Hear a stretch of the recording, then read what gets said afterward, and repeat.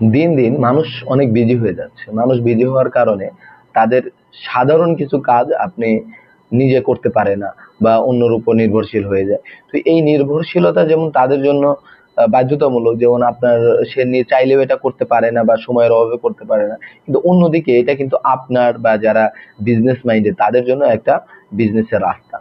তো সেই রকম একটা বিজনেস বা যেটা সার্ভিস বিজনেস আমি বলবো, সার্ভিস নিয়ে আমরা আলোচনা করব, যেটা আপনি একা একা শুরু করতে পারেন এবং চাইলে বড় পরিসরে বড় টিম নিয়ে আপনি শুরু করতে পারেন। সেটা হচ্ছে মেডিকেল কেয়ার সার্ভিস। বা মেডিকেল কেয়ার সার্ভিস বলতে যেটা বোঝাচ্ছি সেটা হচ্ছে মেডিকেল সংক্রান্ত যে সেবাগুলো বাসায় বসে মানুষ নিতে চায় বা নিতে পারে, সেই ধরনের সার্ভিস গুলোকে মেডিকেল কেয়ার সার্ভিস বলে।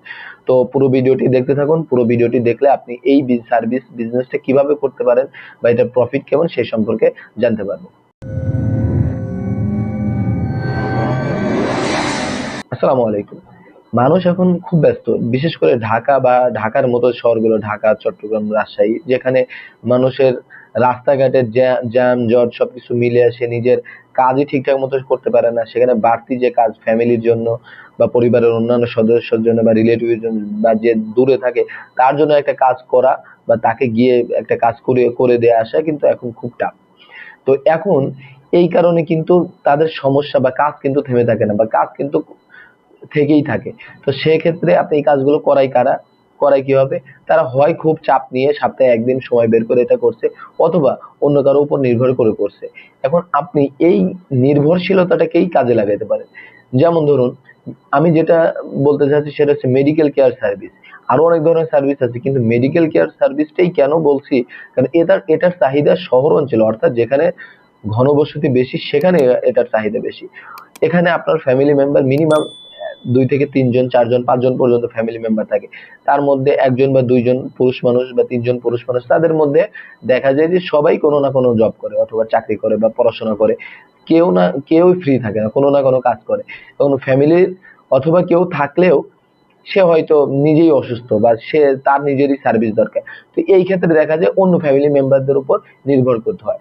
এখন সব ফ্যামিলি মেম্বারের স্ট্যামিনা, সব ফ্যামিলি মেম্বারের জ্ঞান একই রকম না। তারা সব ধরনের কাজ করেও অভ্যস্ত না। কেউ হসপিটালে যেতে পারে না বা হসপিটালে কিভাবে কি করতে হবে এটা বোঝে না। বা ছোটখাটো ব্লাড টেস্ট করতে গেলেও একটা বড় হ্যাসেল হয়ে যায়।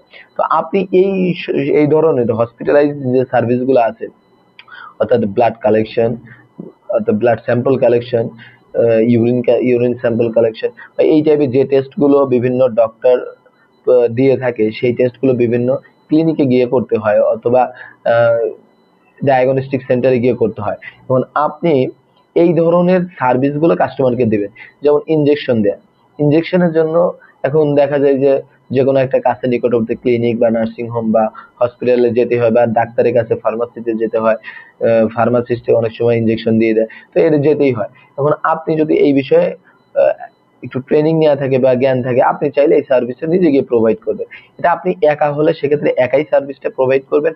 আর যদি মনে করেন না আমি ১ বা ২ জন বা ৩ জন একটা টিম নিয়ে গঠন করব, তো টিম নিয়েও আপনি সেটা করতে পারেন। সেটা বিভিন্ন একটা এলাকার মধ্যে নির্দিষ্ট জায়গার মধ্যে আপনি এটা করতে পারবেন। সেক্ষেত্রে আপনি এখানে কি কি সার্ভিস রাখবেন? একটা রোগী যে একা থাকে অথবা ২ জন থাকে, তাকে হসপিটালে নেওয়া সম্ভব না।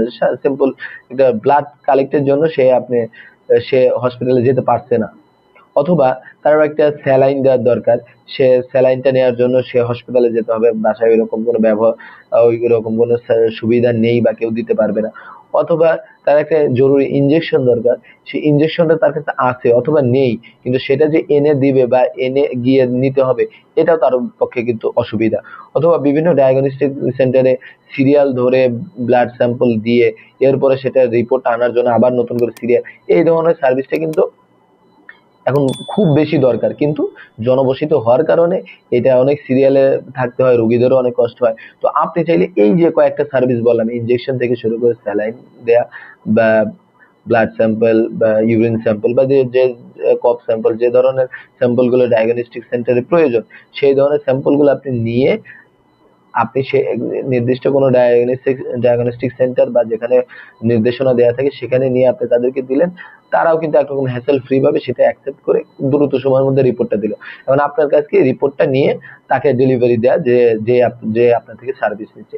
মানে এটা করলে হয় কি, এটাতে কিন্তু আপনার কোনো পরিশ্রমই নেই। এখানে আপনি যে ইকুইপমেন্ট ব্যবহার করবেন, ইনজেকশন সিরিঞ্জ হোক অথবা স্যালাইন হোক বা যা কিছু, এটার কিন্তু আলাদা দাম আপনি অবশ্যই নিবেন তার থেকে। আর যদি সেক্ষেত্রে শুধু কোনো রিপোর্ট আনা হয়, সেক্ষেত্রে রিপোর্টের যা খরচ সেটা কিন্তু আপনাকে কিছুই বহন করতে হবে না। যা দেয়ার পেশেন্টই দিবে বা পেশেন্টের রিলেটিভস বা যারা ব্যয় বহন করবে তারাই দিবে।